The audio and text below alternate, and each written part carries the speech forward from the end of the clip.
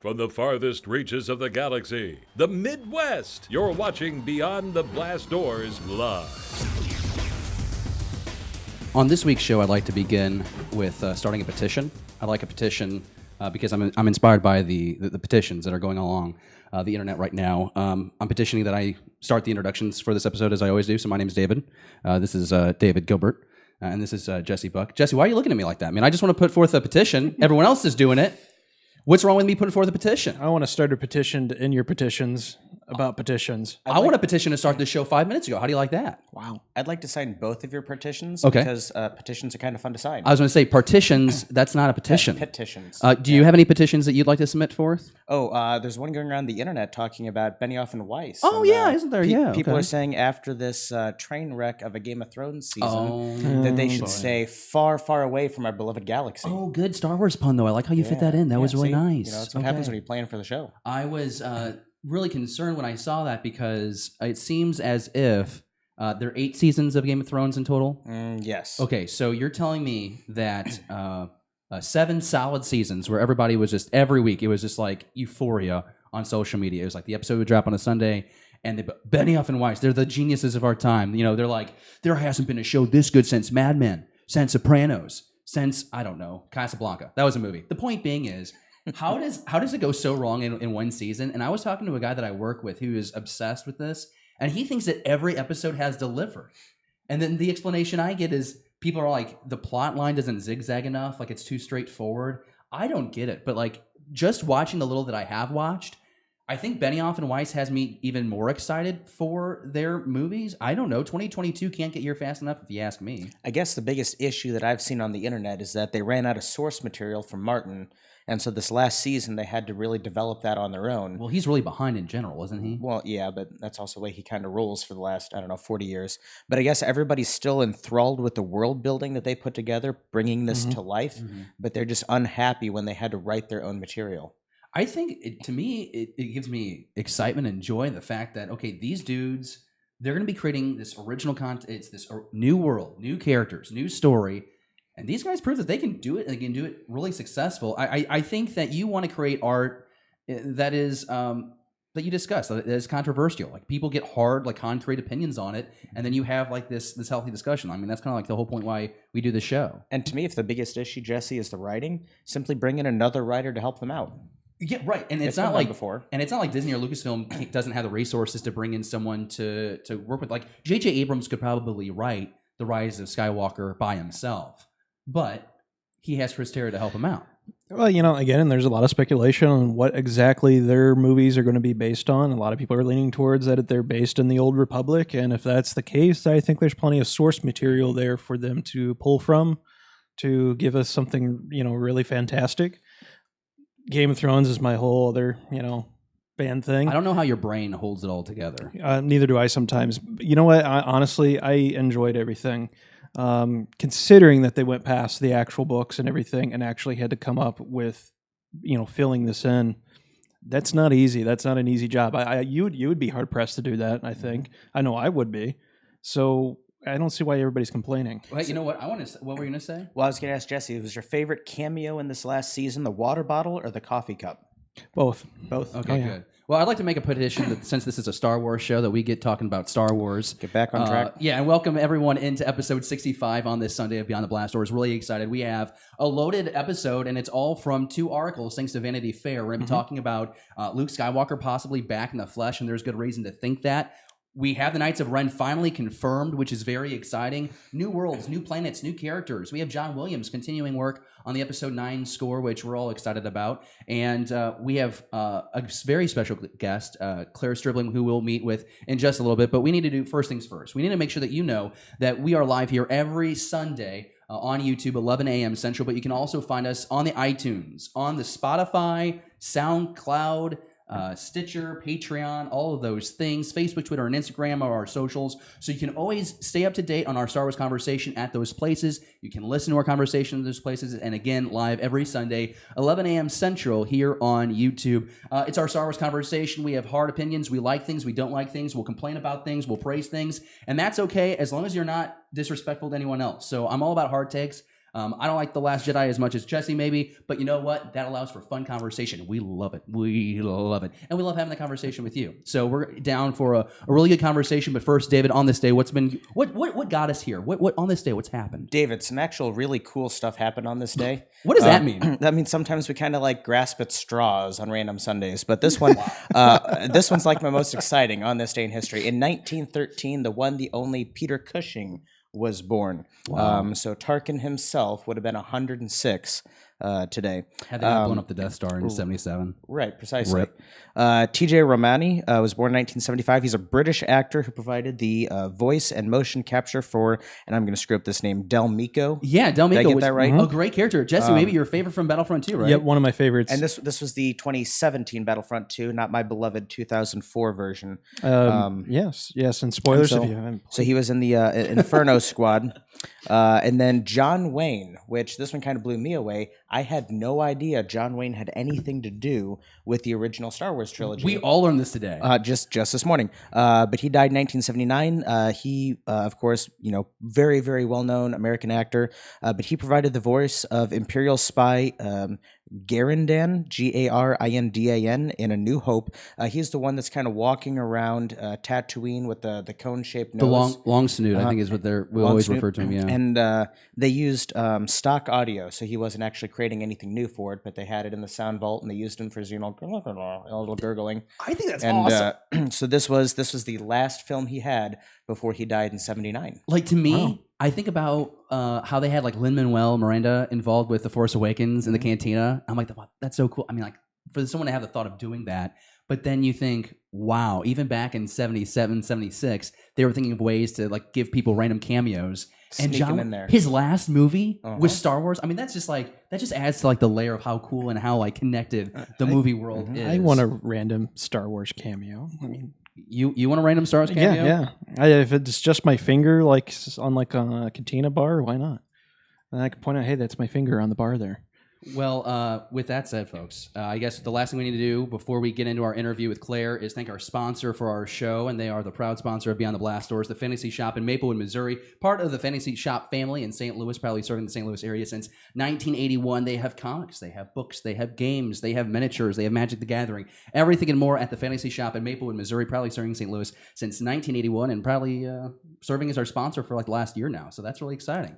And with that further ado, guys, I am so excited. Joining us now on let's try that again. Joining us now on Beyond the Blast Doors Live is the co-host of the Imperial Senate podcast. I got to meet this person in Chicago at Star Wars Celebration in April, and she is a joy. She is so funny, and I'm glad to know that it's not just on the show. She's like this in real person. And then when we had her on before we started recording, before we went live today, hysterical. She's actually the inspiration behind our title. So, live on Beyond the Blast Doors, joining us now from the Imperial Senate podcast, we have Clare Stribling. Everybody, a round of applause. She's here. We're so happy. Oh, I get a round of applause. That's awesome. You actually get a standing ovation. Well, because two of the three of us are standing. Jesse's just so tall we have to have him sit. We actually tried this before the show. I tower over the other day. If they still had thick phone books, I think David and I could use those, but we don't get those delivered anymore. I really just want to focus, Claire, on the fact that you just got a standing ovation and all you did was say hello. So I think this is going very well for you. If this was a job interview, you'd probably have the job by now, if that's any indication. How are you doing? We're so glad that you're with us. Oh, thank you so much. I'm so excited to be here on the YouTubes. I don't often get to be on the YouTubes. It's very exciting for me. Well, because you guys over the Imperial Senate podcast, you have Charlie and Nikki. You guys are just audio, right? Yeah, we're just audio. We technically do have a YouTube channel. Oh, shameless plug. There's not a thing on it. Oh, it's a work in progress. That will be changing in the near future, so get ready. Well, that's exciting. Cool. You brought us a tease. That's exciting. That's a cool gift. I think before I'm sorry, what was that? Oh, I just said sizzle. Oh, sizzle, yes. Sizzle. Before we get into the meat and potatoes of this interview, so to say, I got to get some clarification because, Claire, you and I have kind of been interacting on social media for, I don't know, we'll say 6 months to be safe. But every tweet I feel like you post, every photo you have somehow includes Salacious Crumb. And even on the photo, the thumb for this interview is Salacious Crumb. So for the love of God, can you please explain why you have this fixation with this ugly character that you say is cute? How dare you? Oh my God, that's my child, first of all. Get out. Oh my. No, so I will admit, the Salacious Love kind of started as a joke because he bothered my brother so much. He hated him. So anytime he'd be on screen, I'd be like, yes, the crumb. And I just his laugh is just so infectious. And I think I want one on my shoulder. Like the Galaxy's Edge thing, I nearly passed out at Celebration when I saw it. I started crying. I'm not even joking. I was like, oh my God, I can have a crumb. But I love him so much. How extensive is the Salacious Crumb collection? Because I feel like you've got to have a couple plushies maybe, or like a pillow, or I need a body pillow. I need a life size, or I needed I need a Swolacious Crumb body pillow. That's what I need. I'm really concerned for the fandom if that actually becomes a reality. No, we appreciate you. I have a crazy collection. It's really Do you? It's starting to get out of hand a little bit. My entire desk. I can't really turn my camera around, but my entire desk is Salacious, pretty much. How many items There's would a you few say? other Star Wars things, but yeah, he's my boy. Under over 50 items of Salacious Crumb. Oh.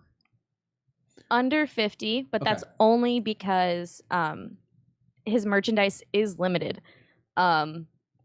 Celebration was heaven for me because I was like, this is the one place on the earth that I can find Salacious Crumb merchandise. Like, I budgeted for this. I was like, I'm going to buy all of the stuff.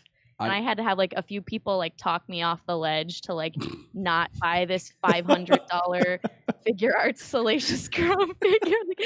I need him though. I need him so bad. When I look through the magazine and I wonder who the heck would buy something like this, it's Clare Stribling. That's good to know that they make this stuff for you. No, really excited. I didn't know if it was like a Daniel Kennedy, the guy who's in charge of Star Wars Celebration. He has a ridiculous Kylo Ren collection, and I just didn't know who had the more intense collection, him or you with your Salacious Crumb love. But it does pose another question that Jesse, I'll let you ask. Well, we're just talking about this wonderful, exciting moment for you about this $500 item. Let's talk about seeing that Kowakian lizard monkey on a spit roasting in the Mandalorian trailer. Did that just break your heart? So here's the funny thing.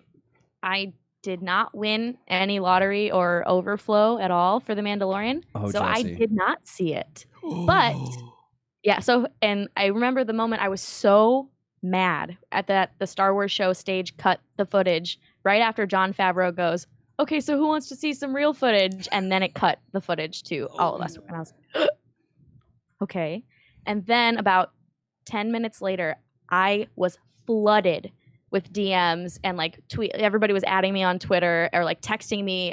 My phone was being blown up. I was like, leave me alone. No, I didn't see it. And everybody was joking about it. And so it's probably good in a sense that I didn't get to see the footage because I probably would have thrown up, and nobody wants to deal with that. Well, I mean, I don't know if it was actually Crumb himself. So, I mean, there is that, but no, but he and his brethren are just so adorable. And it's also, apparently there was one in a cage watching his friend get roasted. That's horrible. I get it. People don't like Kowakian monkey lizards, but that is messed up. Come on, people. I heard they make a really good veal. A really good veal. No, veal no. parmesan. Okay, that was my one effort. Okay. All right, Jesse, what's next? no, just that was kind of my punchline there. The reason I asked that question is because you've got the exclusive Mandalorian poster on your wall, and I'm like, how'd you get that? Yes, I do. Who'd you bribe for that? Well, I guess the next question I thought Jesse was going to ask was, what are your thoughts, or what's your excitement right now about the Mandalorian, knowing that we get our first look at that in November? Oh God, I don't even know where to begin, because the very little that I've seen, I've just been blown away. And hearing everybody talk about it at Celebration, and I have faith in Filoni and Favreau. That duo is just going to do marvelous things with Star Wars. And listening to Werner Herzog talking about geeking out, even though he's never seen a Star Wars movie, geeking out about it from the filmmaker aspect of him being like, no, seriously, this production is unlike anything you've seen. That is, I don't even know where to begin. It's just, it is going to be something incredibly special, and I'm trying to keep my hopes low and realistic, because then if I've overblown this in my mind, it might be That's a letdown. the But same feeling that I think everybody had walking out of that panel. Was, I mean, I got immediately hit with questions like, what'd you see? And I was like, I couldn't really process. like into words. I was like, it's going to be good. Like you should be really excited about it. And so just hearing that from somebody who didn't actually get to see, everything that I did.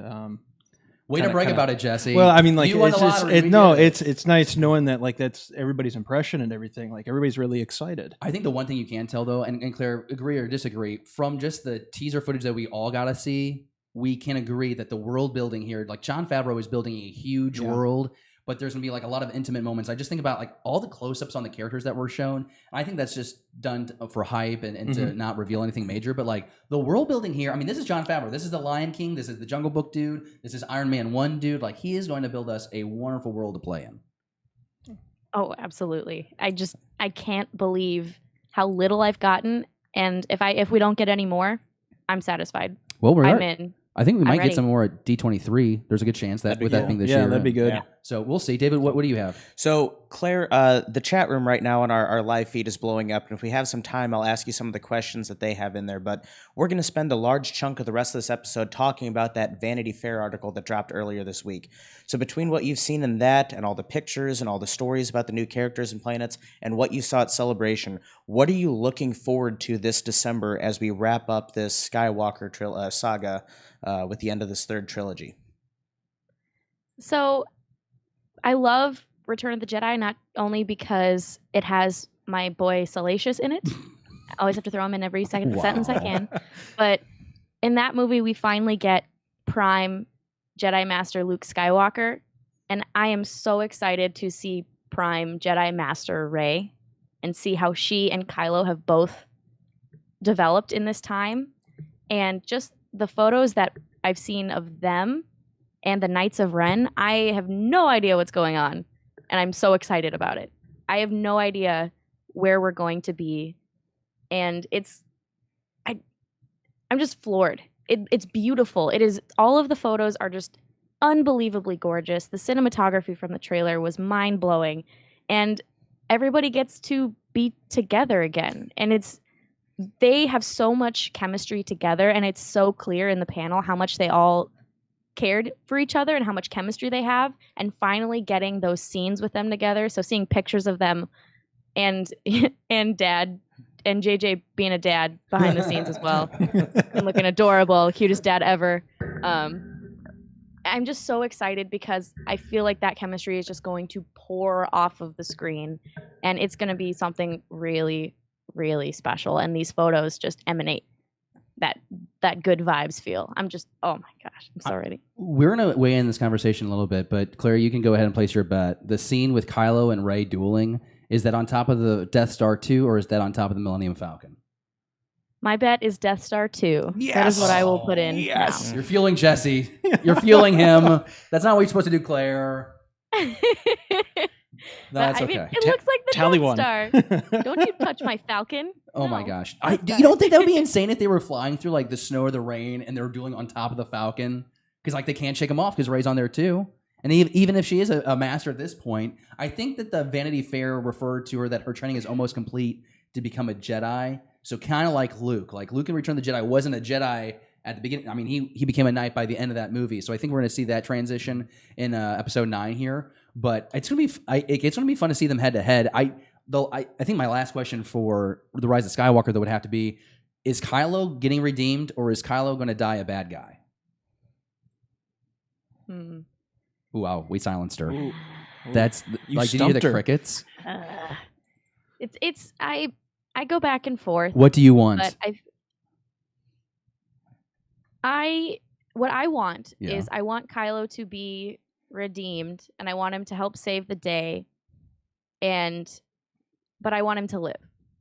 And the only reason I say that is because Vader became redeemed at the end of Return of the Jedi, Okay. and then he died.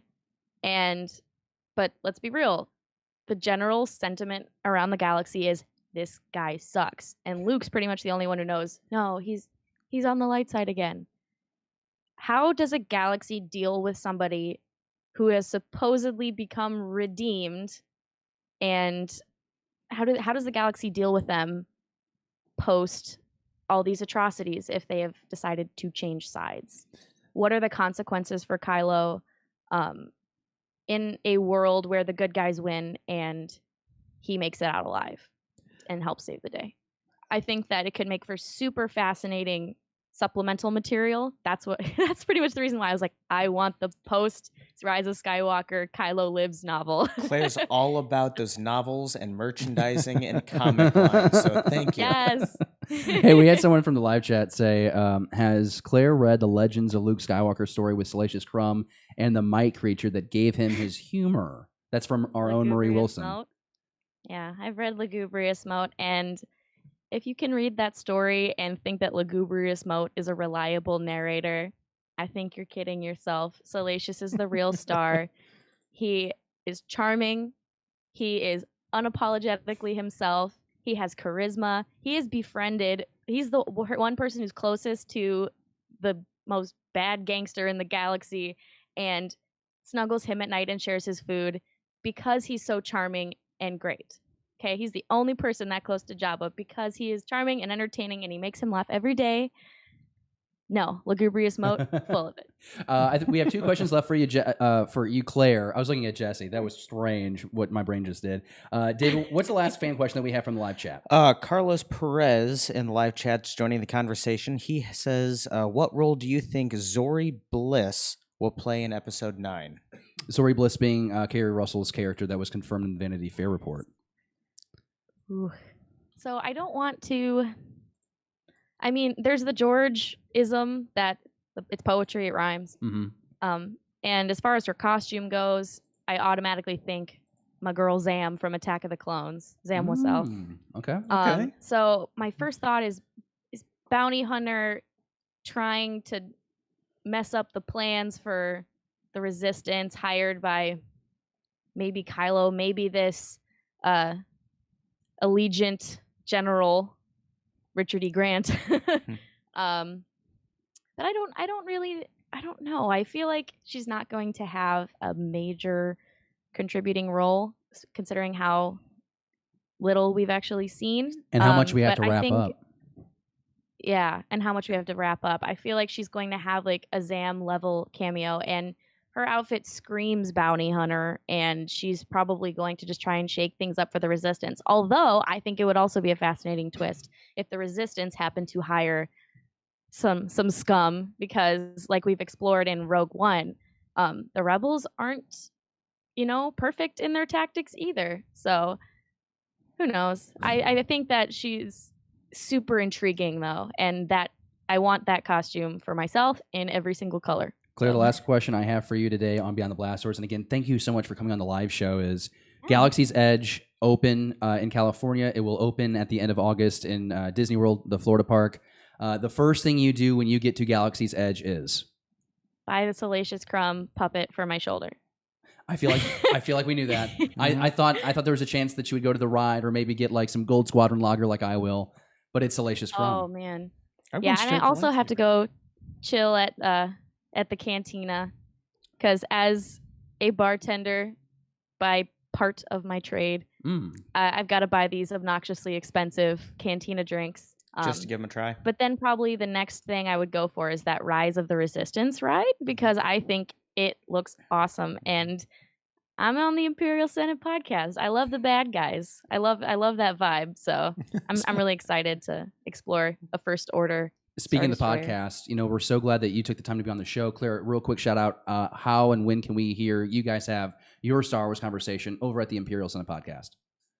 So our release date kind of changes, but we record usually every week to week and a half. We have varying schedules, so sometimes it's difficult, but you can listen to us on iTunes, Stitcher, SoundCloud, Spotify, and and you can find us on Twitter at ImpSenatePod and find me on Twitter at CStribs. Claire, thank you so much for joining us as part of our Star Wars conversation today. Jesse, David, and myself are so glad that you agreed to this, and we'll be sure to stay in touch, and we'll talk soon. Clare Stribling with the Imperial Senate podcast. Thanks so much. Thank you, guys. Take care, Claire. I thought that was a blast to have her, and it's like worlds crossing on the show, which is what we always talk about with the Star Wars conversation that we have, right, Jesse? Like, we just like meeting new people. Yeah, and I honestly, since we started doing the interviews, it's like my new favorite thing that we've been doing. It's a human element, yeah. Yeah, because I mean, last week, we got to talk to it was Justin. No, last week was Jermaine Lucier. Jermaine. Well, last week we didn't do an episode, so 2 weeks ago.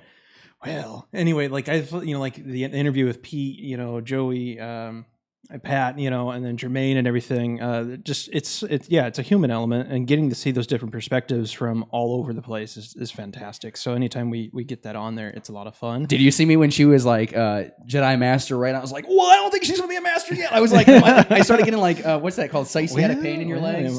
Sciatic pain. Joe, no, she'll be a Jedi Knight for sure. But Claire, thank you so much. Everyone in the live chat, be sure you tell her thank you. Please tell Claire thanks. She's hanging out with us in the live chat, and if you can, go over to her on Twitter at CStribs.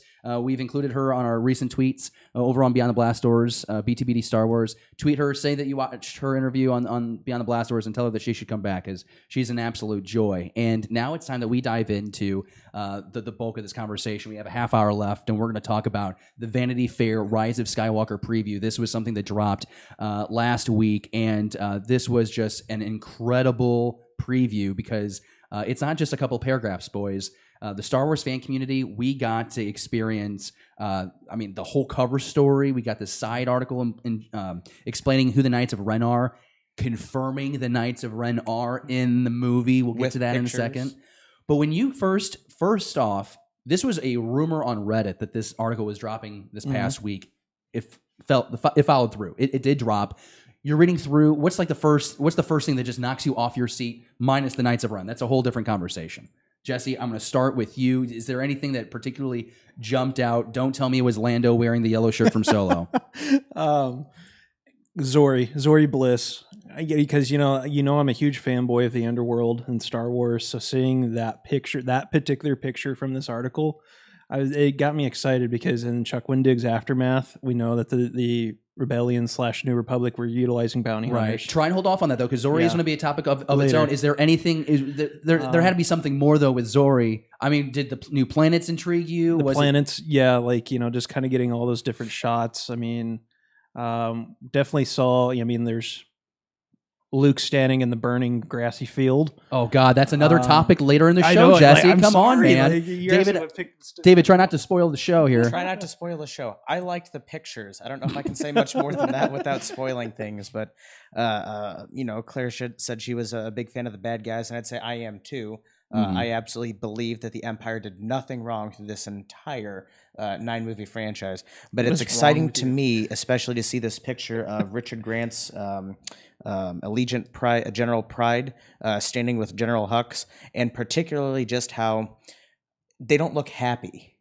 Well, no. And, who on the Imperial side has ever looked happy? Well, happy to be Tarkin here? gets this little twisted smile when he has the Death Star go blow up Scarif. I mean, you get these little twisted moments, but to me, just the pictures and being able to finally see after 2 years of preparing this for this movie, 4 years, 5 years since we knew that this was going to be a final trilogy, wondering how it was all going to be wrapped up, and all of these pictures to me say more than the article ever could.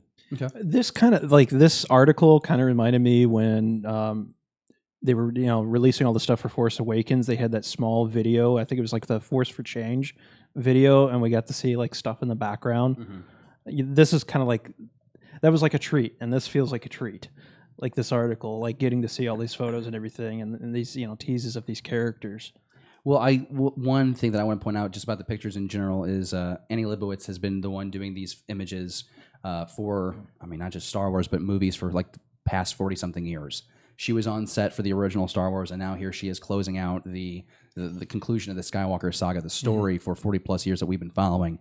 And so it's really cool to see. There was a video that was released simultaneously with these articles that was showcasing her journey along with it and what it meant to JJ and Kathleen Kennedy and folks on set to have her there to capture these moments. And I think we have to really point out here, and it's not...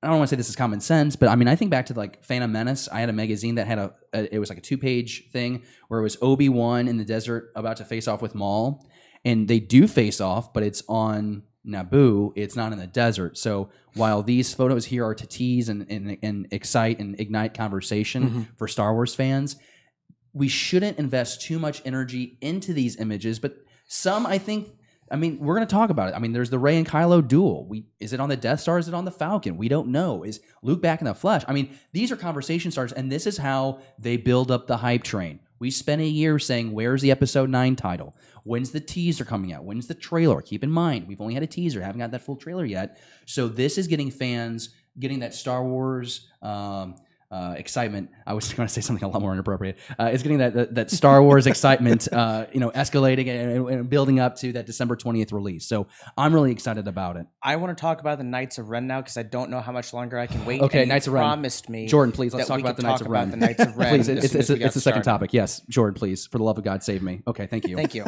Wow, that was so abrasive.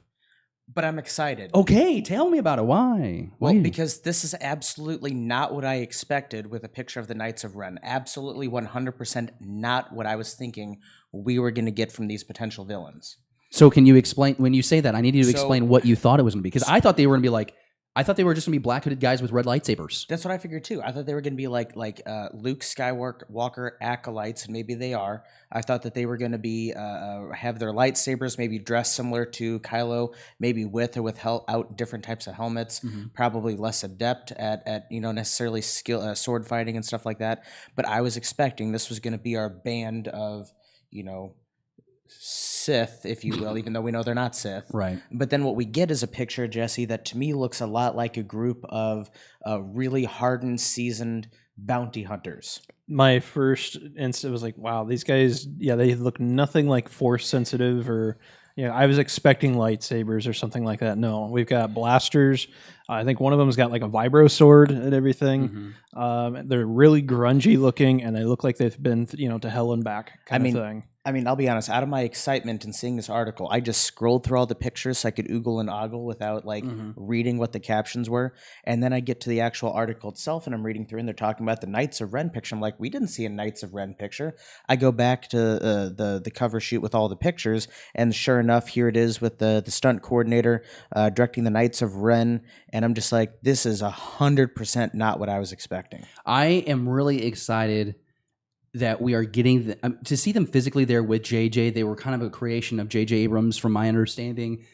They were maybe, who knows what role they would have played in the story, but they're playing a role now in episode 9. Mm-hmm. What I like, there was a guy on Twitter that actually found out that the one staff, the one Knight of Ren is holding in the middle of your screen there, that staff is actually in Solo. It appears on the yacht of Paul Bettany's character. On that yacht, it's in the background next to the Mandalorian armor. Really? And so, two things here: the connectivity. We're talking about wrapping this 9-year saga. I like how they've also included some, a throwback to the Solo movie. I think that's great. Mm-hmm. I would be fascinated to find out how they bring back Rogue One. Maybe it's like Admiral Raddus, like how hunters have like the heads of deer on their wall. Maybe it's like they recovered Raddus's head and he's like there. I don't know. That's terrible. No. But the other thing that I like about this too is like, what's the story connection? Okay, so it's not just a throwback. Like, is it the same staff? If it is this like a Crimson Dawn tie that maybe we have here? So like, were these guys somehow connected to Maul? I mean, there's such a time gap here. I understand that you start doing the math. There's a lot of years. A lot of things could definitely happen. But for me, that's what excites me the most is, okay, maybe they're not Sith, but what role do they play with the dark side of the Force? These acolytes, what inspired them? You mentioned Chuck Wendig's book earlier. Is this a connection to that group that we read about in that book? And that was 4 or 5 years ago. So I mean, it's starting to stack up. We're starting to get rewarded as fans here who consume the books, consume the comics. And now it's like, okay, if we're going to wrap it up, how does it tie back? To bring that bow through the loop, it has to pull something with it. So I'm really excited to find out what is uncovered there. But Jesse, when we watched that teaser in Star Wars Celebration, we saw that scene of Kylo Ren pummeling that person with a blunt end of his saber hilt. It was confirmed in this story that was most definitely a Knight of Ren. So how does their role shift during this movie now that we know that piece of information? Oh, man, like, I totally forgot about that, honestly. Like, it's... Dude, I think we're in for a wild ride here because, I mean, like, if... No way. You don't say. Wild ride, like, in more ways than one. Jesse. Wow. But there'll be men, there'll be women, they'll be on screen, there'll be lightsabers. Like, I'm just interested, like, their combat ability, because, I mean, like, a lightsaber is definitely, we can all agree, a very formidable weapon, especially in close quarter combat and everything. And it's just like, how are these guys going? If they're going to fight Kylo, I mean, let's face it. I mean, if you think Kylo's whiny or temperamental, that boy can throw down with his lightsaber. We definitely saw that in Last Jedi and everything. So. But do you buy the fact that they might have gone away in the galaxy and now they're coming back from this mission and they're like, hey, Kylo Ren, we need to get this stuff done. And then it's just like, no, change of plans. It's like, no, I'm doing my own thing. And then they like... Because like the way I see this, the Knights of Ren were on this mission. That's why we didn't see them during maybe the first two of this trilogy. They come back. Kylo is starting to help them finish up, whatever that mission is. There's some encounter. Maybe it's with Leia or maybe it's with Rey. He starts to see the error of his ways. And now this grand battle ensues where he's taken down the Knights of Ren. I would have to think that would have to happen later in the movie. That couldn't be in the first 15 minutes. I mean, if he gets redeemed, he's not redeemed until that third act. You know what I'm saying? That's my point. Mm-hmm. Jesse, were you listening to me at all? No, you weren't. That's all right.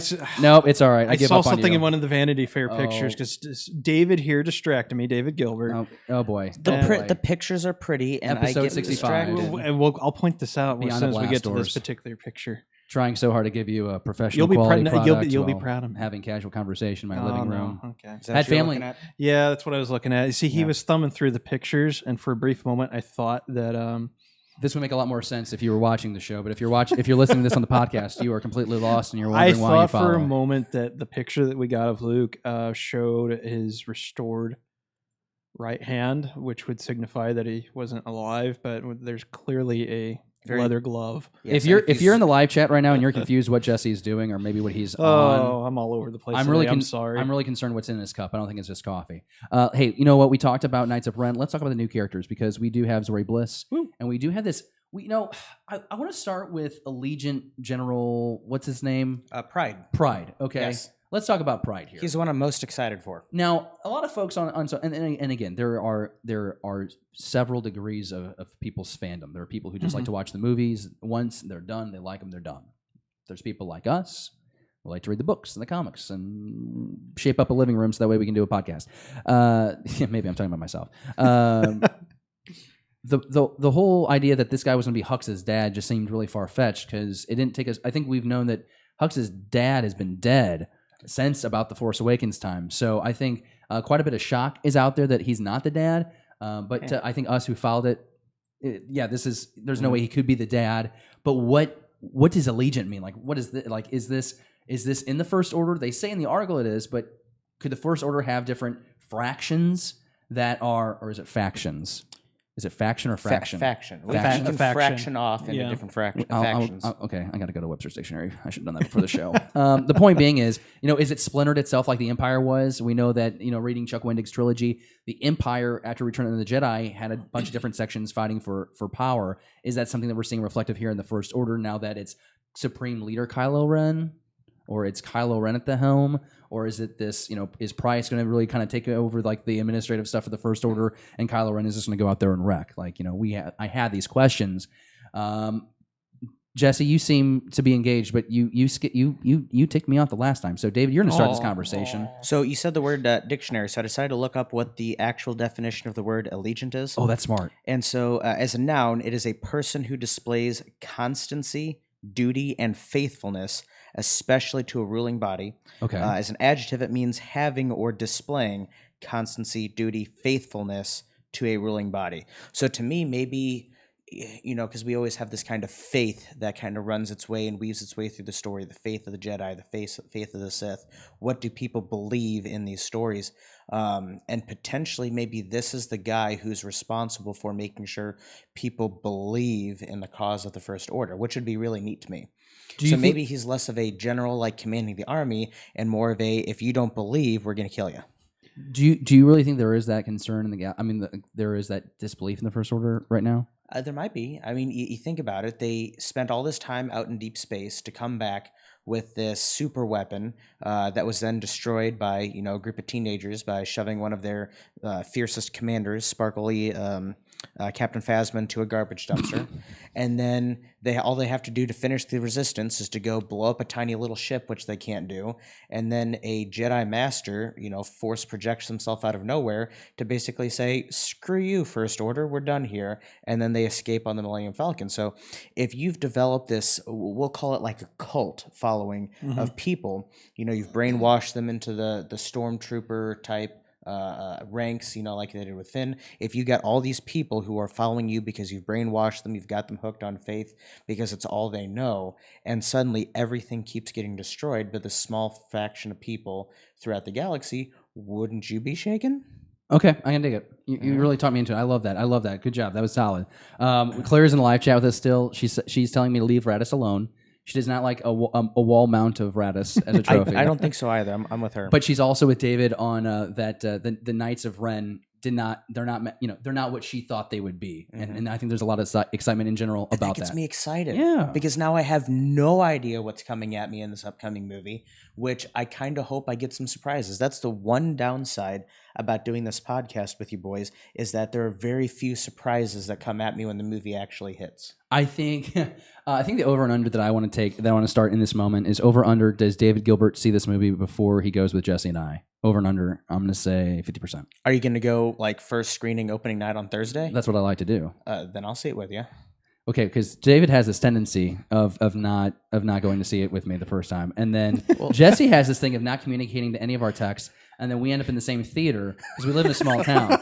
So it's like it was The Last Jedi. It was Last Jedi, yeah. And I'm like, and I'm talking mad trash on Jesse. Like I was pissed. Oh my god! I was like, why is this guy not responding to any texts? We do a damn Star Wars podcast together. The least he could do is respond. And then we walk in and he's up like 5 rows, munching on popcorn, and he's just like looking at us like. Oh man, there's a little bit in my defense. My mom went completely ham on me. Don't blame your mom. Oh, I'm going to because she's like, nobody ever takes me to the movie. So like, it was like, okay, we're going to this show at this time. You could have brought your mom. You could have just like, responded I'm hashing this out. You would hate seeing a movie with my mom because she talks during the movie. Oh, she's one of those people that ask questions? Yeah. Well, it sounds like she would be willing to go to the movie, unlike her son. Okay.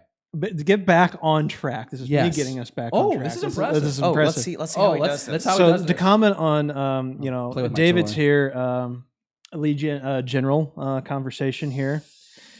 He mentioned, keeping, people loyal and like keeping the faith and everything because they've seen so many things get destroyed.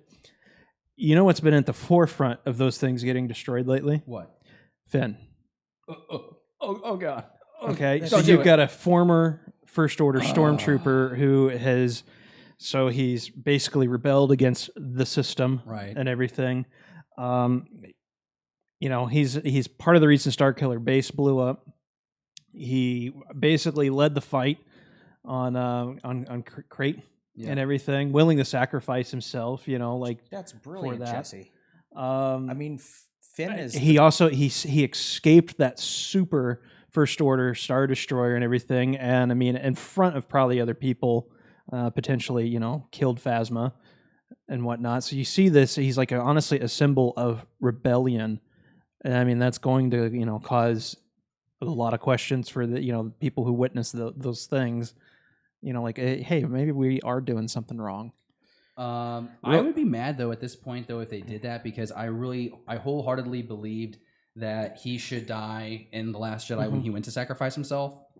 And I thought the whole Rose Tico thing, take him out to say, well, we say the things that we love, whatever. I thought that didn't really work for me. I just want to know how she was so far behind, and then she's able to get far enough in front of him and to cut over. Well, I think because he was in like the track, he was in that energy. You think there was some that energy was pushing back, like a fan? That doesn't bother me. My thing is like that would have been like the most beautiful moment, but of course it paves the way for Luke to make his entrance and do the whole thing. So I get it. In the live chat right now, David, we got Rural Farm Boy saying that maybe Jesse's on a thing right now with this conversation about Finn, and then there's another conversation that's ensuing about who's going to live and who's going to die. So apparently our people are just really on board today with they all die. Death. They all die. There's no way this movie can end without everyone dying. It's like Rogue One. Then we'll end up with a petition because everybody died. Oh man. Hey, Zori Bliss. We didn't talk about her that much, but I'm just going to go out there now and say it. I think there's some real strong evidence that Zori Bliss is the one that has that ship that we see fly away in the Force Vision. We see it return here in the Rise of Skywalker teaser, And it'd be interesting if she was the bounty hunter that was hired to get Rey away from whatever it was. I could see that, but I don't think it's a character that we spend a significant amount of time with. Like that photo, like struck me like her helmet is really cool, but it also reminds me of something from the Old Republic. I believe it was a character, Balor's helmet had a very like, it's like an old school Mandalorian helmet for starters, but I'll digress on Mandalorian stuff. But it's also the general shape of it though makes me like wonder what, like, is she an alien species like a Twi'lek? I mean, we do see something coming out of the bottom of the helmet, but I can't really tell if it's what is it, the Twi'lek tentacle thing, or if it's like some sort of like like a the Leku. It's Leku. Leku. Because they kind of talk like the French, you know. Oh, tentacles. Would you stroke my Leku? God. No? No. I take that as a no. I'll put it up in my helmet. I feel like this is like a Robin Williams bit. If Robin Williams was in... A little bit. Sorry, okay, I'll stop. Let's see. Another new character that we haven't talked about yet is Janna, played by Naomi Aki. Okay, yeah. And they're on a bow and arrow. Cool. Well, she's got one. Finn's got a blaster. Finn's got a blaster. But they're on these horse-type things. Orbak, O-R-B-A-K. Which someone said, like, well, it's kind of like horseback, but backwards. Okay. Okay, I feel like that's a little bit of a stretch. But, you know, whatever makes you happy. But she looks kind of badass in this picture. I don't think bow and arrows work for me in Star Wars. Like the Night Sisters and Clone Wars had them, and I always thought that was kind of weird. And well, those were like shooting more like almost like a laser. Like bowcasters, I can get behind, but something like a bow and arrow, I'm just like. Well, I mean, the Ewoks did it. My question is, what is she like in the middle of shooting that Finn's just like, just hold his blaster, just like, whatever. He's not aggressive. He's just. I don't know. Maybe they're on a hunting trip. Maybe it's a porg. There is speculation that this character is going to be the daughter of Lando. Don't buy it. You don't buy it? No. I don't want that. Although they did ask my celebration. She does have a cape. She asked at celebration. She does have a cape. She was asked about her connection to Lando, and she just said that Lando got around in the galaxy for a while. So, I mean, I believe it. I guess it's possible. I mean, I'm sure Lando has drowned his sorrows after the loss of his droid. Quite the past, but no judging here. I think it'll be interesting. I think she'll play more of a role. I think she's part of this great quest that they go on. I just wonder, is she on that planet at first? Because that looks like what I'm saying is Endor, and. If that is Endor, how does she get there? I guess she meets them earlier, and they travel together. Still trying to sort out who's with who in this episode, because I really do think that the Leia stuff is going to happen at the very beginning of the movie, and then we're going to end this movie not with her. Not that she dies. I just think that they're going to. I at this point, if it turns out that Leia doesn't die by the end of 9, I'm not surprised. She just lives on. That's fine. It sounds like they didn't recast her. No. Sounds like they're not going to digitize her face anywhere. Correct. It sounds like they are purely taking old footage, pre-recorded footage from the last 2 movies and figuring out how to shoehorn that in there. And I guess there was, reading this article, a desire not to have a whole lot of that until Carrie's daughter, Billie Lourd, kind of came in and said, I want that because I want to have these scenes with the extra footage so I can show my children one day, these tender moments I had with my mom, even if they were, and I think that's really cool. And we always talk about how it is about family, so that works for me. Yeah. And we mentioned, I mentioned Endor. We've alluded to the new planets a few times in this conversation, but we haven't mentioned them. So I want to make sure that I shout them out. There's a desert planet called Pisana, which is not Tatooine. As far as we know right now, Tatooine is not in this movie. The desert planet that we've seen in this teaser so far is called Pisana. It's on the edge of the galaxy, and there's also the snow-dusted Kijimi, home of the shadowy thieves' quarter. Not quite sure what that plays out. I believe that's where we see Kerry Russell's character in that one photo of her. I also believe that's where we're seeing maybe Rey and Kylo duel, but someone on Twitter was like, well, it looks like rain, and if that's so, then that might be Endor, if that were to be confirmed. But I think that's interesting. We learned that the alien race here on Pisana is called the Aki-Aki. I think they look really cool. They look Star Wars.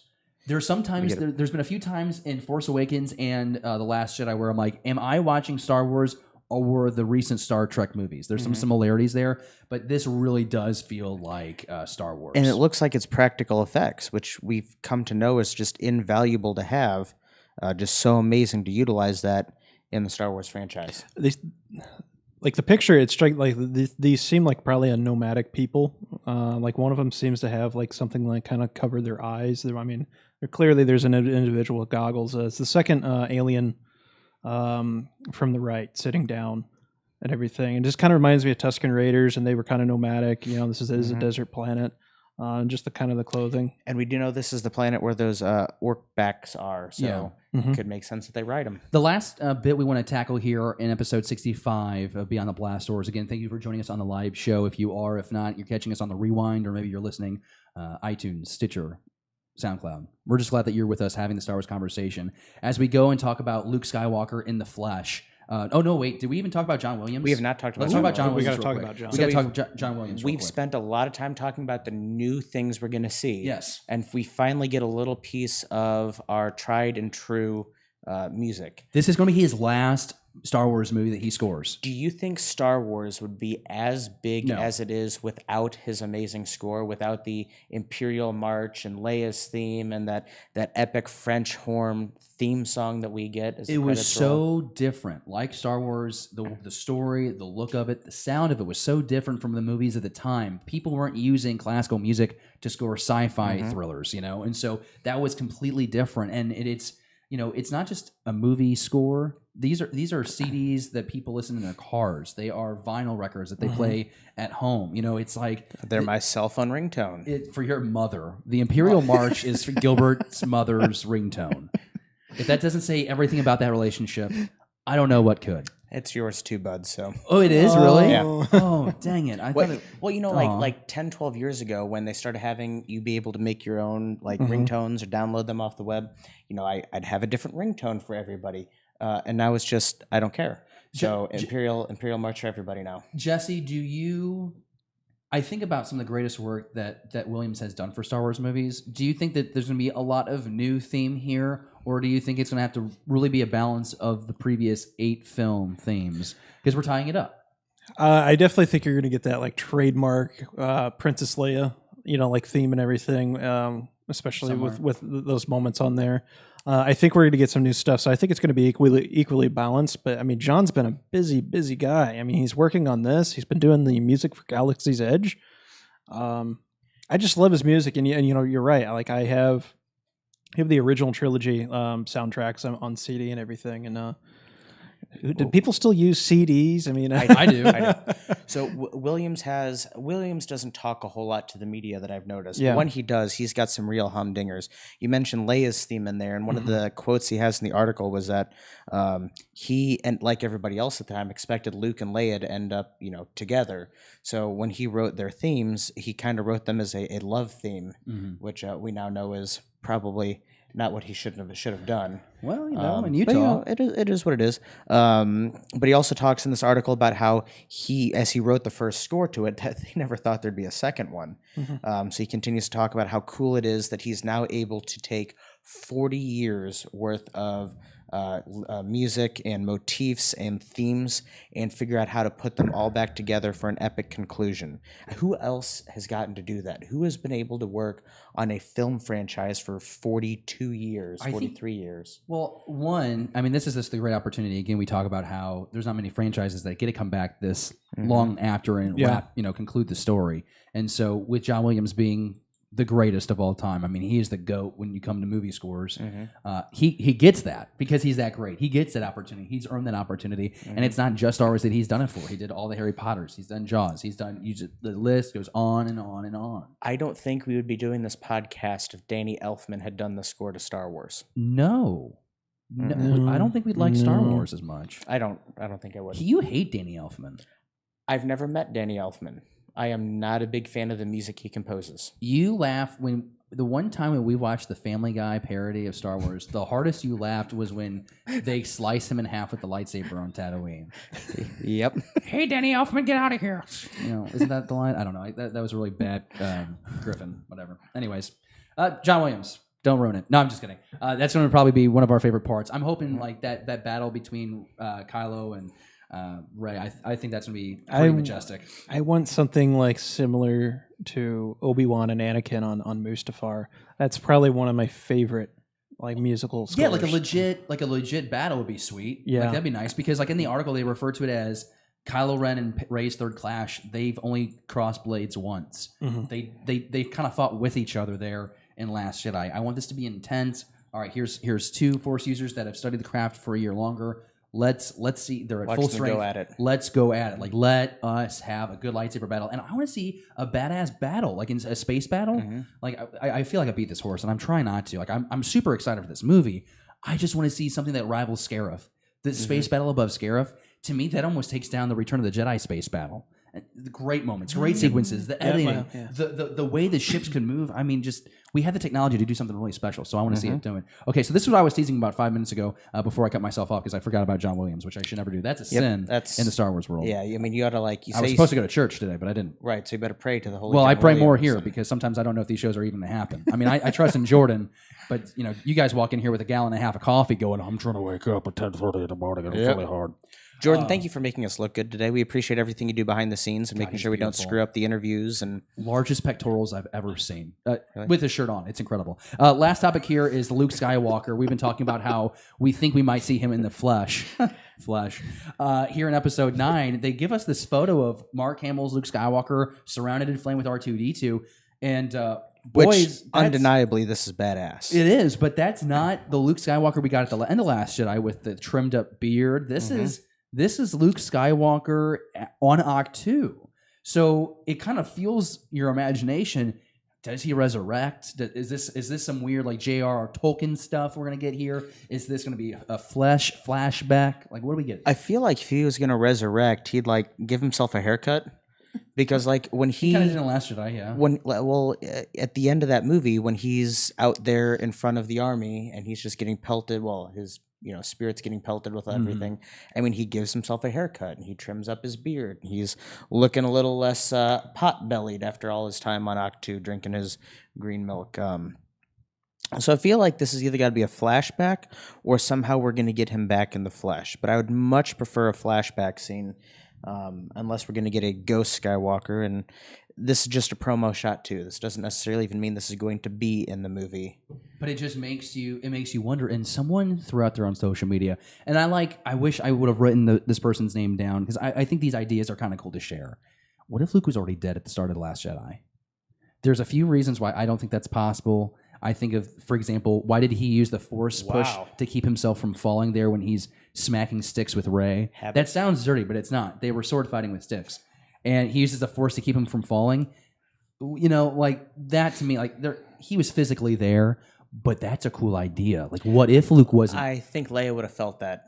I mean, you could tell she felt the Force tremor a little bit when Luke died. So I don't think that's the case. Yeah, there's too many actions in The Last Jedi that support him having a physical presence there. They even talk about his presence at the end of the movie. I felt his presence. It was calm, it was peaceful, or whatever that Rey dialogue was. Here's something interesting to think about, because during The Last Jedi, Rey comes to the conclusion, you've cut yourself off from the Force. Like, she can't feel him in the Force. Now, who's to say that him doing his little... Maybe he's bamboozled us twice over kind of thing. You had that, that final moment on Crate, and then him sitting down.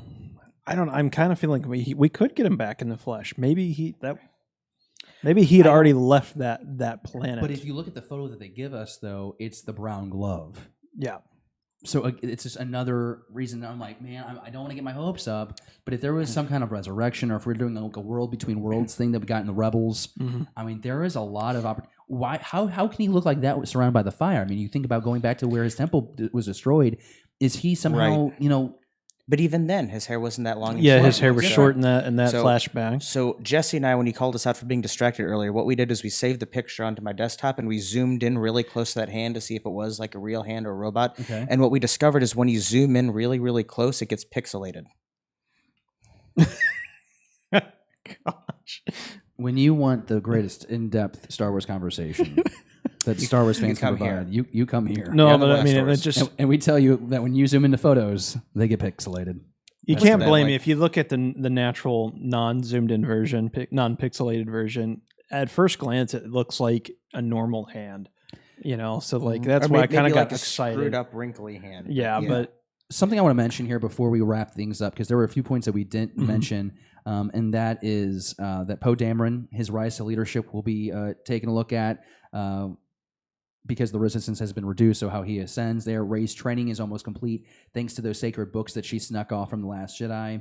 And it says the film will bring a climax to the millennia-long conflict between the Jedi Order and the Sith. So fascinated to see how that happens when you don't have any Sith present in this movie. But wait, in this preview, we've talked about everything except there was no mention of the Emperor. So to me, I'm thinking Rey's going up against the Emperor. Oh, we haven't talked about that laugh, have we? The cackle is there, completely ignored in these articles. Maybe there's something revealed in the actual issue that comes out next month for Vanity Fair, but there is no mention of the Emperor, and I am cautious. I think if you're trying to end the Jedi-Sith millennia thing, okay, so you have to have a Sith present. The only one that we know that's been referenced is the Emperor in the cackle at the end of the teaser. So far, Kylo has been told He's been just said, a fallen Jedi. Yeah, he's just a fallen Jedi. Knights of Ren are not Sith. Snoke was not Sith. So very curious to see how this plays out because that seems like the whole crux of this movie. I think the Emperor is going to be more involved than just a holocron. At least that's what I want. But it's going to be something more significant than I think especially if that one photo of Kylo Ren and Rey dueling is on the Death Star, not on the Falcon, like I think. But if you're saying, Jesse, on the second Death Star remnants, man, I mean, I don't know, man. He might have learned how to cheat death. You talk about that scene in Revenge of the Sith where his Padawan learned everything Plagueis knew and then killed him in his sleep. Palpatine might have learned to cheat death here. What's there to say that maybe Luke didn't either? Or Luke did to say, I mean, it wasn't a quick cook kind of thing. Like maybe it took 30 years for him to do it, but I also think this is pretty interesting. Speaking of the end of the conflict, much of it will rest on the twin shoulders of Rey and Kylo Ren. Leibowitz captures a stunning tableau of their third lightsaber clash, technically their second. But it's discussing how Rey and Kylo Ren's Force connection will turn out to run even deeper than we thought. Actors Adam Driver, Daisy Ridley gave some additional insight in a video that was released there. So, they also talk in this story we mentioned about Billy Lord, wanting to have those moments with her mother. We have Anthony Daniels pretty intimate about the last adventure for C-3PO. I think he's gonna have some corny moment with a blaster or something like Attack of the Clones flying around the droid factory. You know what I'm relieved of with Anthony Daniels? What? No more cryptid, mysterious tweets that he plagued us with up to Celebration. The fact that you brought it up is why he does it. That's I know. Exactly. But no, there's just so much to sift through. And Jordan, can you throw up the FanCom link? We're going to do this for 2 minutes. We just hit the hour mark. So we're going to throw up the FanCom link and go into our live chat real quick. And remember that you can always tweet us during the week at BTBD Star Wars. You can tweet us your Star Wars questions that we'll include on the show. But in the live chat, there are a few. David, did you have one that you want to read off? Yeah, we can. We'll just kick off at the top. Our friend John Boffman down in Florida. Proud Patreon supporter. Yes. Thank you, John. Appreciate that. Yeah. Thank you, John. He asks, have we kept up with the Galaxy of Adventure? We're starting to get some prequel and Star Wars story footage. So the Galaxy of Adventure, for those who don't recall, these are those like short minute and a half children-oriented YouTube clips that are coming out. They're so good. But they're really good. Yeah. So have we kept up with those? Well, they just had the Return of the Jedi one that was awesome, where it was like Luke out on the desert skiff, and the cool thing about that animation is like for some reason when characters lunge, it looks really sweet. So like he does the whole thing where he goes out on the board, he drops down, skips, flips himself up, lightsaber slicing people, and it's a really cool. It makes that scene a little bit more intense, probably the intensity that they were trying to go for in the 80s when they were shooting that movie.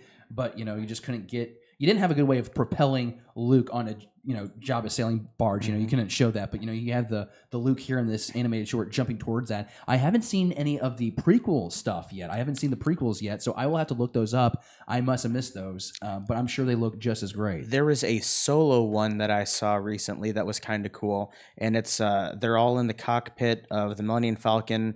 And Chewie kind of has flashbacks to his time fighting people. And there's one little snippet where he's on Kashyyyk and Master Yoda's there, and they're, he's hopping around with his fellow Wookiees, just kicking names and taking ass.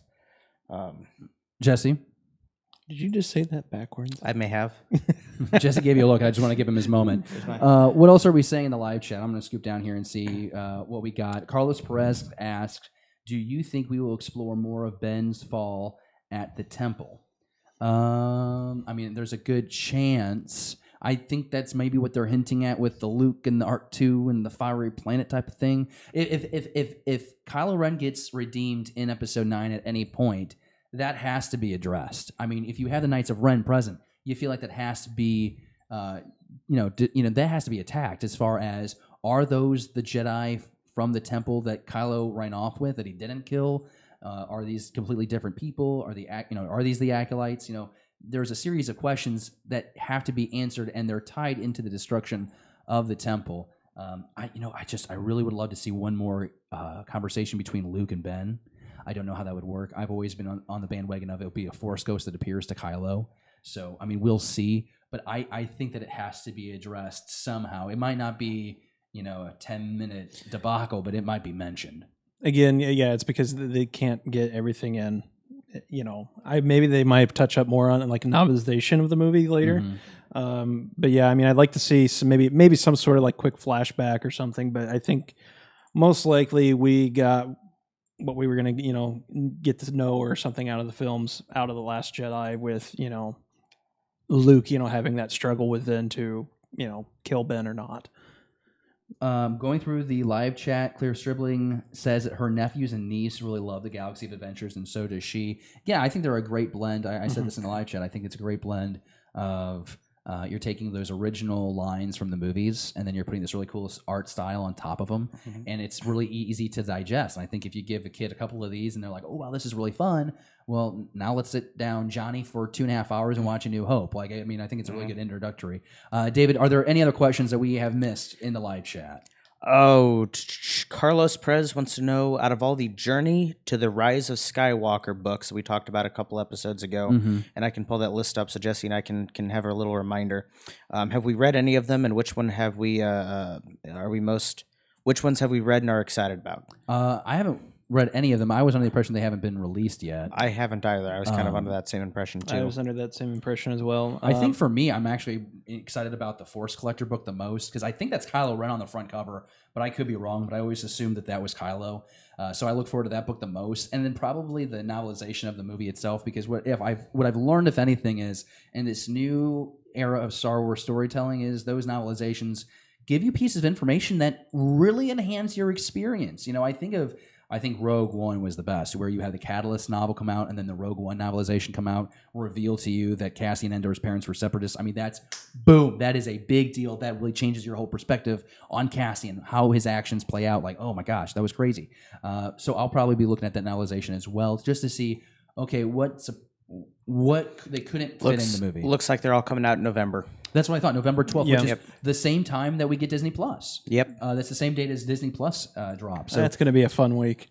That's going to be very... Do we need to just get together and pop some popcorn and take some vacation days and just enjoy the Disney Plus? It's November, so that sweeps for me, bud. But on a Friday or Saturday, we could do that for sure. Perfect. Oh yeah. We'll get together. We can. We'll just stream the whole thing. We'll just watch the Mandalorian. Actually, that would be illegal. We won't do that. We'll watch the Mandalorian, and then we'll talk about it here, kind of like how we always do here on Beyond the Blast Doors. Episode 65, guys, in the books. That was a lot of conversation, a lot of fun, just to dive into those articles and find out all the new stuff that we learned, and to believe it that there's more stuff out there that we haven't learned yet. I feel like we need to put together a list of all the things that we still want to figure out and what we want to know. Things like the cackle from the Emperor at the end. Is Rey's parentage, her lineage, is that truly nothing? Is this really the end of Snoke? I feel like we need to come up with a list of all the questions that we still have and throw down our thoughts on paper. So after this movie releases, guys, we can sit down and say, cool, we got our answer, or we were right, or we were wrong. We can do that. And keep in mind, we did do our Episode 9 predictions back in December.